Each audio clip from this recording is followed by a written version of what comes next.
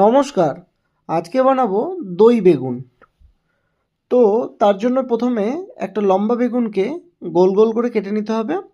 তারপরে লঙ্কার গুঁড়ো, হলুদ, লবণ আর সরষের তেল একটু ভালো করে মিশিয়ে নিয়ে এবার বেগুনগুলো বোথ সাইড খুব ভালোভাবে মাখিয়ে নিতে হবে। এবার একটা প্যান গরম করে তাতে একটু সরষের তেল দিয়ে সেটা গরম হয়ে এলেই এর মধ্যে বেগুনগুলো দিয়ে একটু শ্যালো ফ্রাই করে নেব। এবার এদিকে দই নিয়ে তার উপরে জিরার গুঁড়ো, লঙ্কার গুঁড়ো, হলুদ, লবণ দিয়ে দইটাকে ভালো করে ফেটিয়ে নিতে হবে। দেখুন ততক্ষণে অলরেডি বেগুনগুলো ভালোভাবে ফ্রাই হয়ে গেছে। এবার সেই প্যানের মধ্যে একটু তেল গরম করে এর মধ্যে কালো সর্ষে, কাঁচা লঙ্কা, শুকনো লঙ্কা একটু ফ্রাই করে নেব। তারপরে দইটা দিয়ে কিছুক্ষণ কুক করে নেব। এবার এই মশলার মধ্যে বেগুনগুলো দিয়ে তার উপরে একটু ধনেপাতাও দিয়ে দেব, দিয়ে এটাকে কিছুক্ষণ ঢেকে রাখবো। দিয়ে কিছুক্ষণ পর দেখুন আপনার দই বেগুন কিন্তু একদম রেডি।